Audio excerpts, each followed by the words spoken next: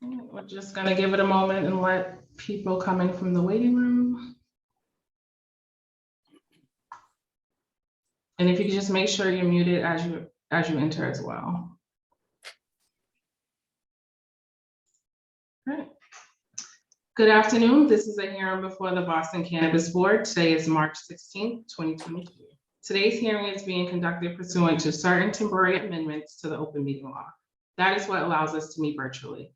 This hearing is being recorded and will be posted to the City of Boston's website. Before I review some procedural matters, I will introduce Chairwoman Kathleen Joyce. Thank you, Jasmine. Good afternoon. My name is Kathleen Joyce. I'm chair of the Boston Cannabis Board, and I'm pleased to be joined today by my fellow commissioners, Commissioner Lisa Holmes, Commissioner Darlene Lombos, Commissioner John Smith, and Commissioner Alejandro Sankian. Thank you, Chairwoman Joyce. My name is Jasmine Nguyen, and I am the Boston Cannabis Board Manager. And I also would like to take a moment to introduce our new staff member, Allison Quinn, who will be the project manager for the Boston Cannabis Board. While the public is encouraged to attend, there will be no additional public testimony accepted. I will read each item into the record. After, I will ask for comments from each board member. I will then ask if there's a motion, any questions on the motion, and then there will be a vote. Each board member has the ability to grant with conditions, defer, reject without prejudice, which means the applicant can return at any time with the same application, or reject with prejudice, which means the applicant cannot reapply at the same location for 1 year. We are going to go in order that they appear on the agenda. The first item is the applicant is Hyde Park Dispensary LLC, Hyde Park Dispensary. The proposed license premise is 1589 Blue Hill Avenue, Mattapan. The license type is a recreational cannabis dispensary license. The proposed hours of operations are 11 a.m. to 8 p.m., 7 days a week. This is the equity applicant. The initial application was filed June 14th, 2021. The applicant filed with Inspectional Services June 2nd, 2021, and the community meeting took place October 20th, 2021. We will start with comments from the board members, beginning with Chairwoman Joyce. Thank you, Jasmine. Before I get into the deliberation, I want to put on the record, this is an equity applicant, and I do realize the board granted a license to a different applicant at this location on August 9th, 2020. And that particular applicant decided to withdraw his application, opening up this site for the current applicant, Hyde Park Dispensary. I think some of the testimony that was shared at the hearing contradicted the materials the board received and did not reflect the application materials that we received. I think that the applicant could benefit from some more work on his business plan and more work with the community, including perhaps another community meeting. I don't have questions as to whether or not this is an appropriate site, but I do have questions about the business plan and the community process. Commissioner Holmes, do you have any questions for the applicant? I mean, not questions for the applicant, but no comments about the applications. No questions, but I wholeheartedly agree with the chairwoman's statement that she just made. That was my my biggest contention here, that I felt that their plan was just a little short. It felt like they kind of rushed through it and they needed to do a little bit more work. There were a lot of things missing from the presentation that showed up later. So I just think they really need to regroup, get it, come back with a stronger presentation. I felt that it was kind of harried. And now knowing that they picked up a location from somewhere else, I'm wondering if that was part of the process of why it was kind of hurried, because they just kind of found this location, kind of quick. So that's my only comment. Commissioner Smith? Thanks, Jasmine. Yeah, let me echo Commissioner Joyce and Holmes. Just very inconsistent all across the board. So I would appreciate them sort of buffering their plan and coming back to us at a later date. Commissioner Lombos? Sorry. I agree with my commissioners. I, in particular, wanted more detail around the employment plan. I was not satisfied with the answer to my question about a comprehensive recruitment plan in particular. some good goals, but not a lot of details and substance. So would love to see more of that in the future. Commissioner Sangian? Thank you. I agree with my fellow commissioners.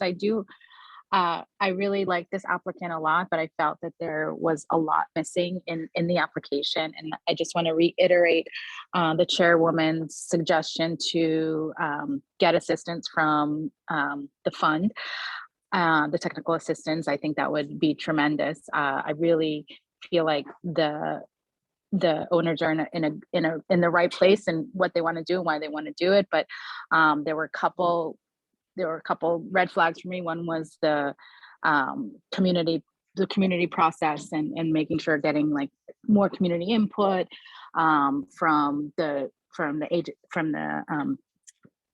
community organizations in Mattapan, who are just so deeply rooted in the community and have been working so hard to really make sure that they create the best Mattapan for the people who live there or want to move and live and play there as well. So I do have to say one thing that I heard from the applicant, which I hadn't heard before and I really appreciated, was the commitment to hiring people with former marijuana convictions, and just not only as sort of the right thing to do, but an actual beneficial asset to your company as people who would actually have expertise in the area. And I've never heard that before. And I think that shows a real authenticity and a real commitment to working with people with queries for marijuana conviction. So I think this is a great start.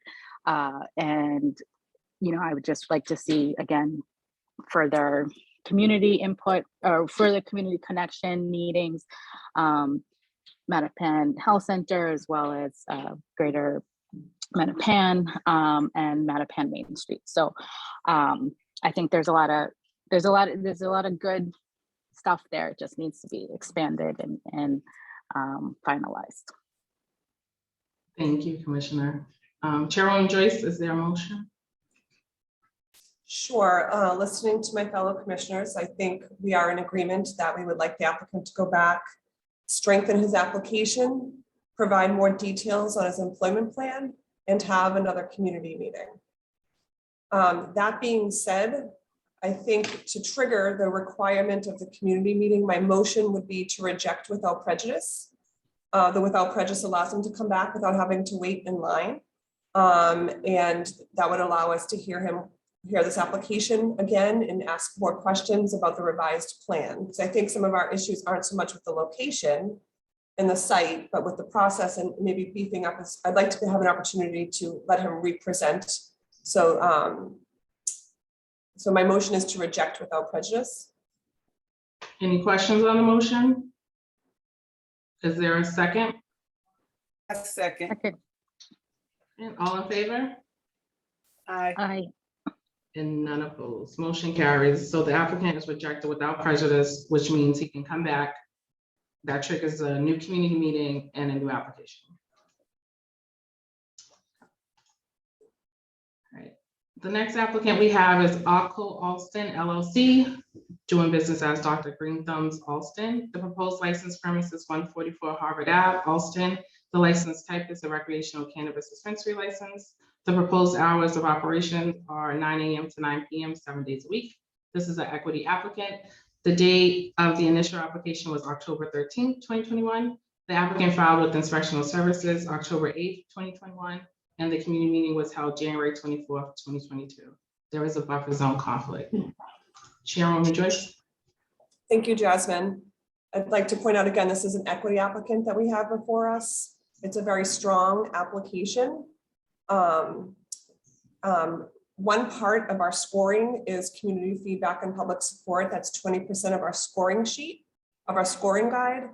And because this is such an important part of our scoring, and we have recently received allegations of compromised public testimony, which we take very seriously.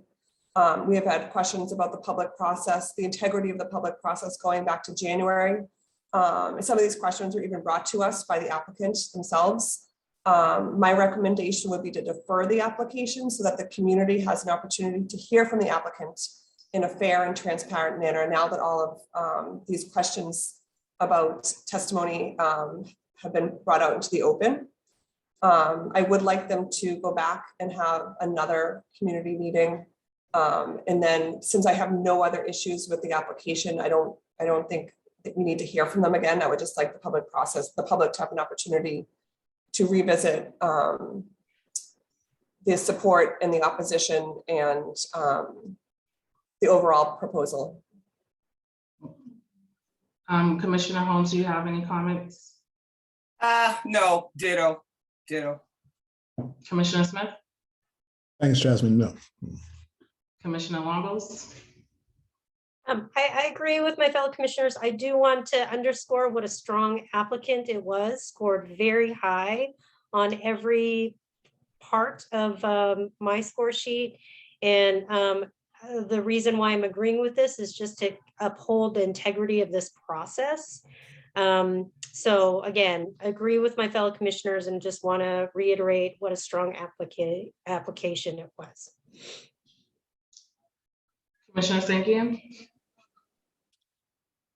I agree with my fellow commissioners. I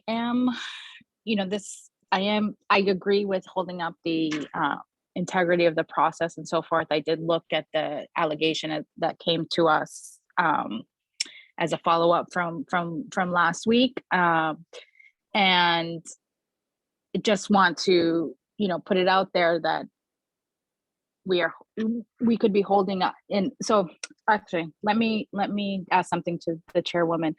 Is your recommendation to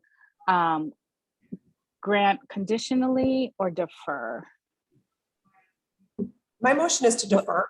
The applicant themselves raised an issue on January 31st. Actually, their correspondence to the board detailed what they described as coordinated attacks against the company at a public meeting. So they raised these issues first and then followed up by supposed opponents. I understand you, but having received this information so late in the game, I haven't had an opportunity to weigh whether or not these are, these allegations that came to us last Friday have merit or whether they should be dismissed. Unfortunately, we're left in this position to make a decision today. So I would like to defer it. Thank you. Thanks for clarifying, especially in terms of the January 31st correspondence, because I feel, this is a applicant in an area with a really high rent. And so, deferring, but is something, but we are not able to really make a decision on whether it's a valid complaint or not. So I wholeheartedly agree. I want us to kind of think about moving forward, how we might, what can we have more of a, process and sort of how we might decide on these matters, just, it being such a strong applicant and it's seeming, in my opinion. It's only 20% of the score sheet. We did have staff reach out to the person who contacted us, who was not willing to get more information. At this time, I don't know if there's fear or whatever it is, but at this point, I don't feel comfortable moving this forward until we have an opportunity to review it. I think the allegations of the community process being tainted are serious, and those were brought to us by the applicant themselves. So I'm not saying they have to come back and present. I think we're all in agreement it's a very strong application, but I think we owe the community, we owe them an opportunity to have a meeting with all of this kind of aired out publicly. Yep. Okay. Yep. That's fair. Any other comments from the commissioners? No, Chairwoman Joyce? I know you kind of said your motion, but now. Sure. I make a motion to defer this application. Defer it so they can complete a community meeting, just to tweeze it all out. Have a community meeting and then they can come right back on our agenda. Is there any questions on the motion? Is there a second? All in favor? Commissioner Sankian, are you in favor? Okay. I have to apologize to everyone. I'm on my phone because my earpod, my whatever these are called, don't work with my computer. So, and anyways, so I'm a little trying to manage both right now. So. All right, so the motion carries, the applicant will be deferred, so they conduct another community meeting. After their community meeting, they will be put on the following agenda that they're eligible for. Right. Next, we have Pure Aces LLC, Pure Aces. The proposed license premise is 535 Washington Street, Brighton. The license type is a recreational cannabis dispensary license. The hours of operations are 10 a.m. to 9 p.m., 7 days a week. This is an equity applicant. The application was filed on November 8th, 2021. They filed with Inspectional Services on October 20th, 2020, and the community meeting was held on February 17th, 2022. Chairwoman Joyce. Thank you, Jasmine. Again, I'd like to state for the record, this is an equity application trying to open up a business in Brighton. This is the same application in the same location that this board rejected without prejudice in June 2021 for further community process. Since then, the applicant has done that additional community process, including door-to-door flyering, talking and meeting with direct abutters. They conducted a traffic study and agreed to roll back their hours. While there are traffic and parking issues, these are very experienced operators, and I don't have any issue with this location. Commissioner Holmes. Yeah, I was,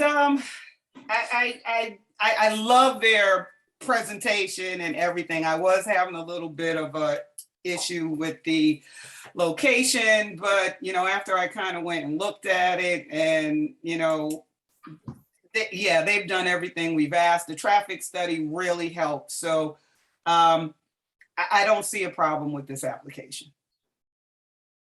Commissioner Smith. Thank you. I think that some of the concerns don't bear up because I think they have tried really hard to answer them. There was a business there before. I understand it being on a corner and all that. But I think given their history and, you know, again, they are experienced in this.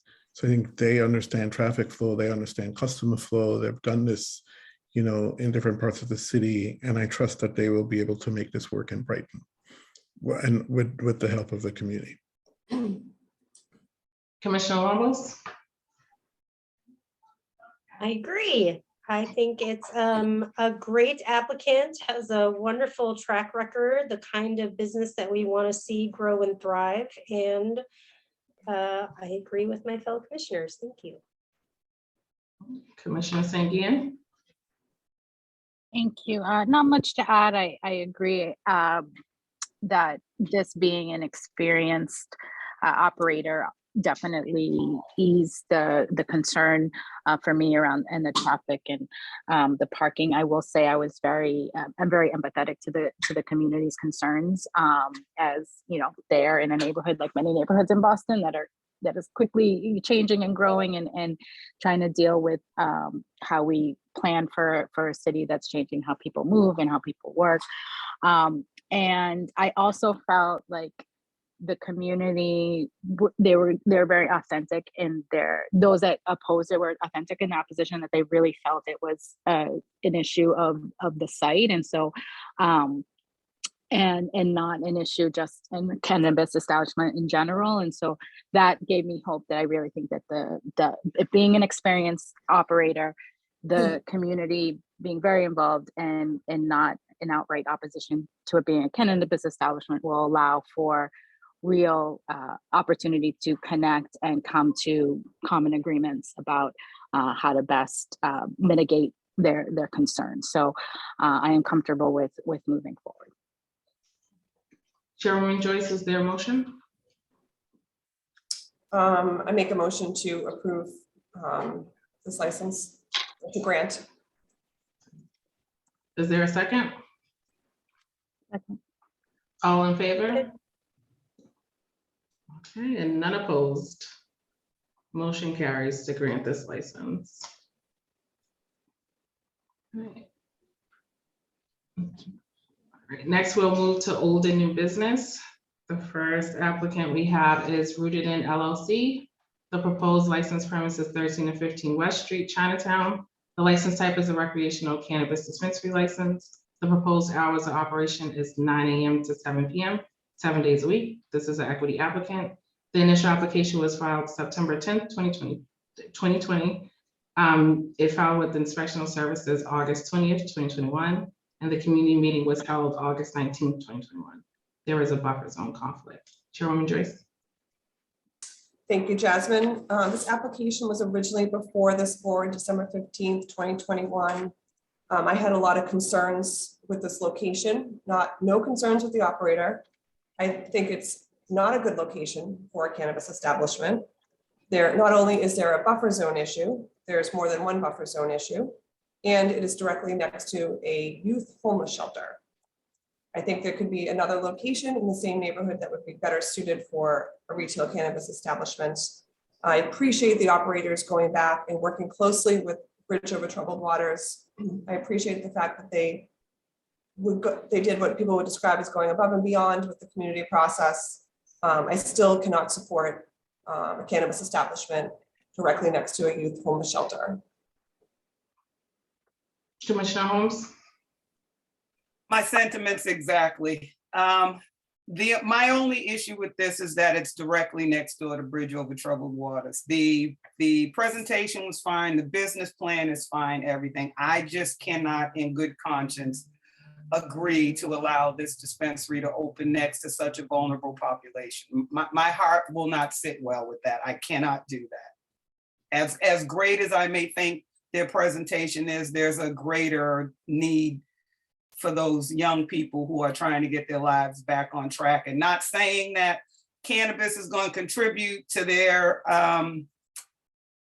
non-well-being, but it's just not the type of thing that I want to put my name on. Commissioner Smith. Thank you. So, this made me go back and do a lot of research into cannabis use. And it is true that, from what I've read that, and I'm looking at it right now, that there has been a steady increase in cannabis use amongst adolescents in the United States, and that it really does impact them in some way. And while I hear that side of the debate, and I understand that intrinsically, we as a board, as a city, and as a board, have pushed for and incentivized equity applicants to open these kinds of business, to sort of, fight this war on drugs that has been ongoing forever and ever. And so we want people who have been impacted by it to be involved in this industry. And we've incentivized people to pursue these businesses and be downtown. And so I feel sort of economic impact for the other side, that, they have rented these places, worked on them, worked in the community, and spent lots and lots of their resources to try to get these businesses moving. And so I feel both sides very, very much. So this one is a little bit more difficult and a little bit more,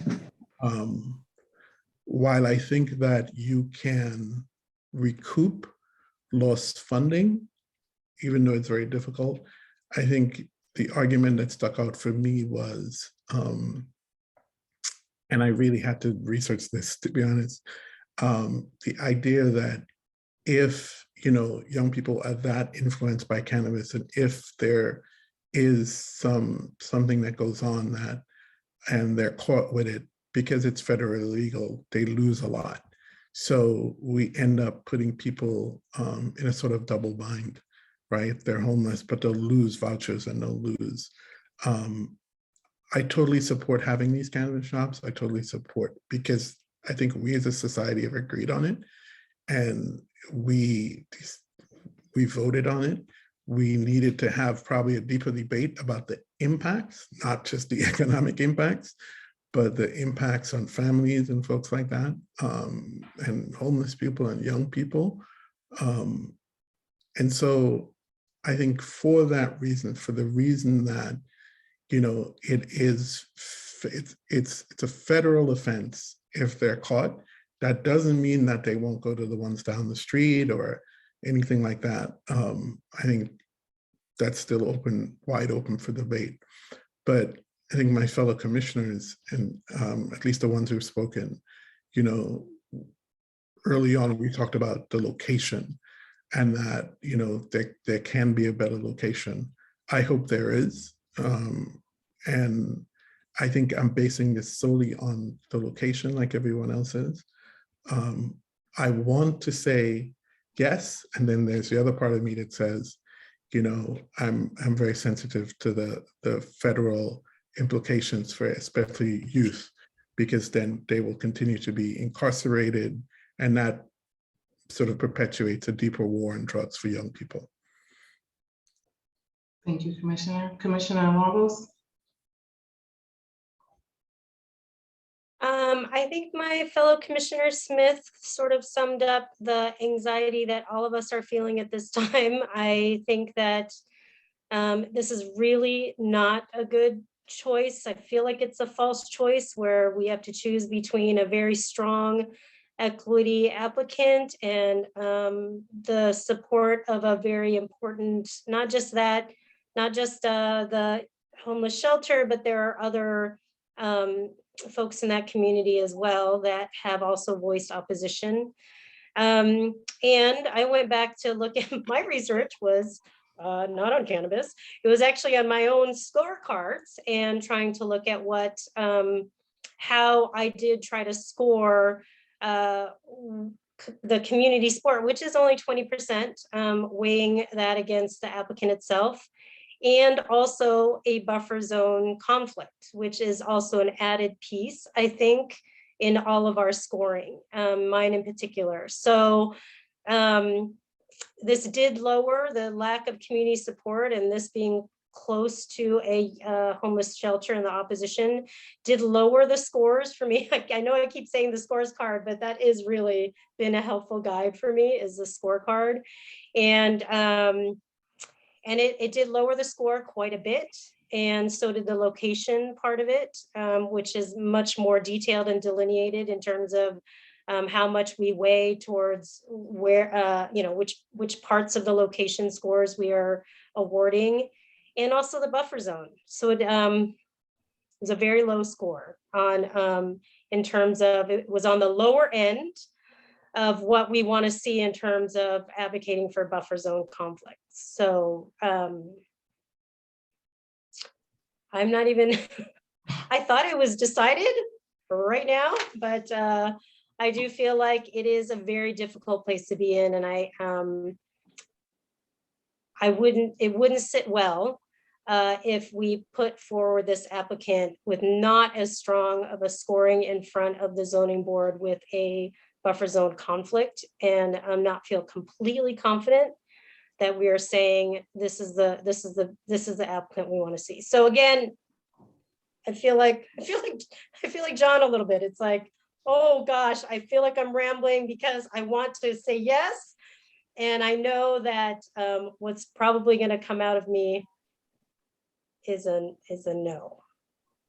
So that's where I'm at. Commissioner Sangian? Thank you. Thank you to my fellow commissioners for their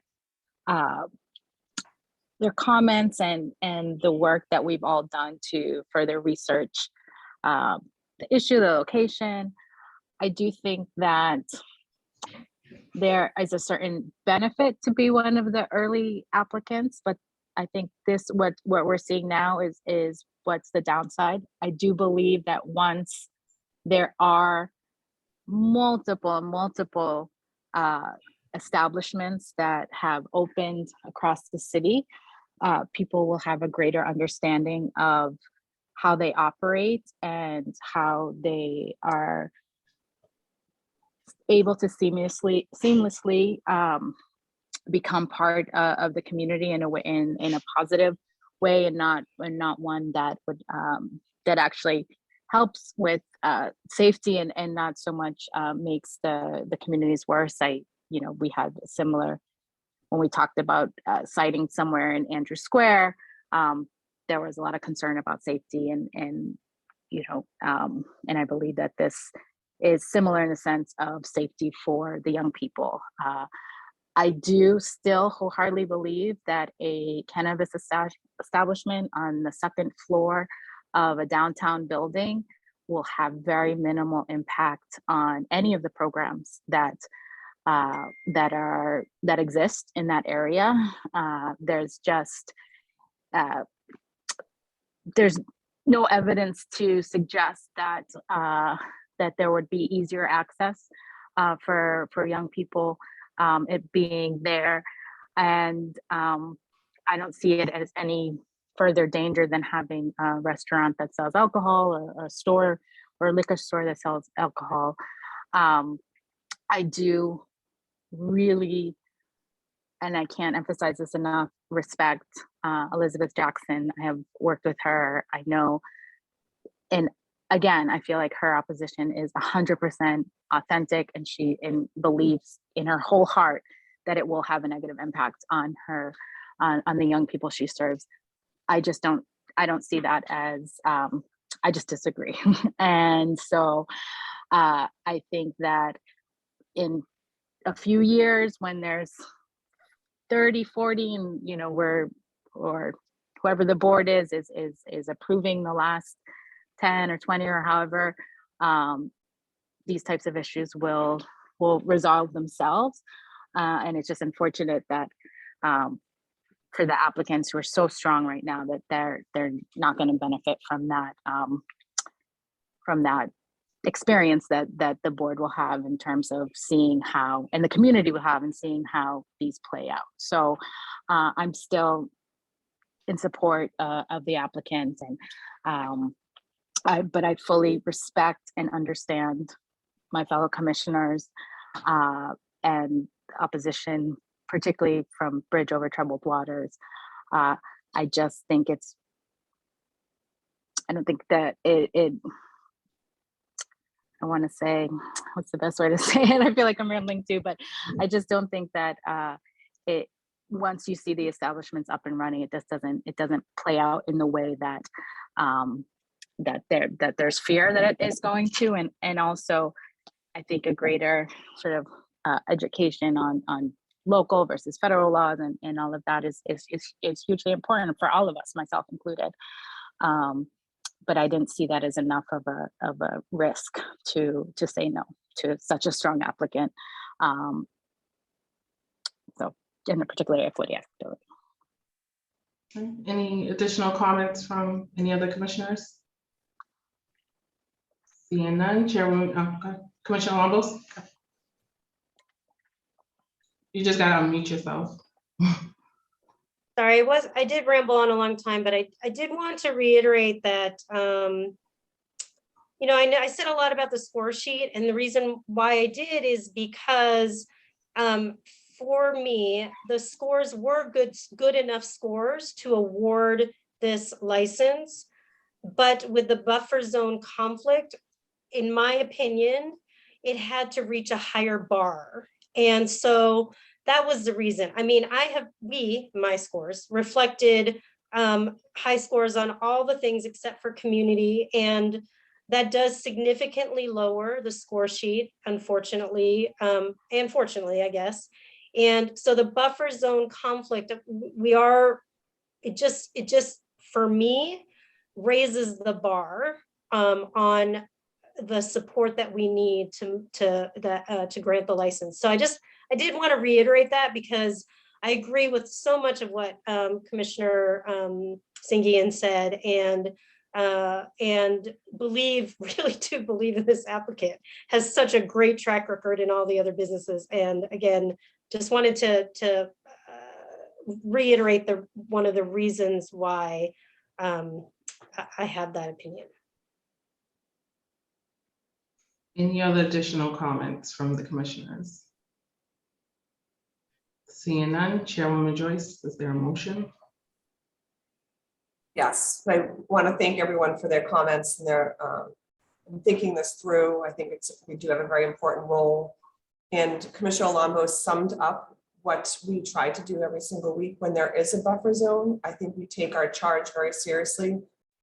with this heightened scrutiny and with this higher bar. And we are continually tested on making sure something's in the buffer zone is held to a higher standard, or a different, it has to be pierced with a higher standard. Again, I echo everyone's comments as far as the applicants and the operators, but due to this location, my motion is to reject with prejudice. Which means the applicant wouldn't be able to reapply at this location for a year. Are there any questions on that motion?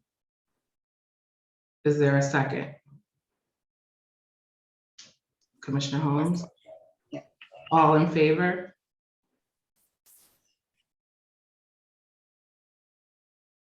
Okay, so that's for Commissioner Sanguin.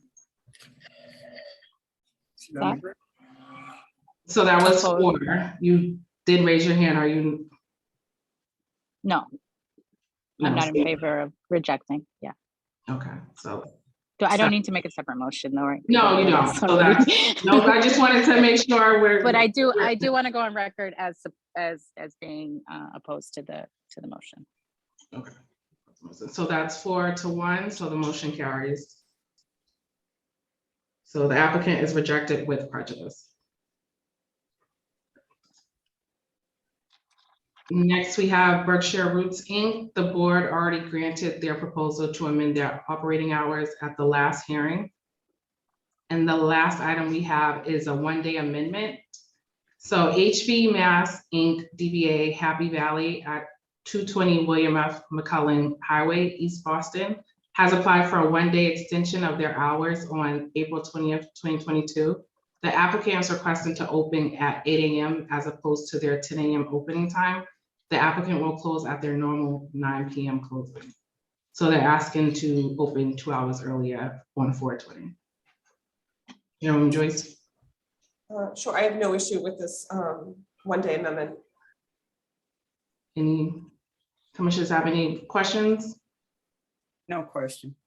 All in favor in granting? All and none opposed. All right, so they will be approved to open 2 hours earlier on 4/20. Perfect. So those are all the items before the board today. Our next transactional hearing will take place on April 13th, 2022 at 1 p.m. Hope everyone enjoys the rest of their day. Thank you.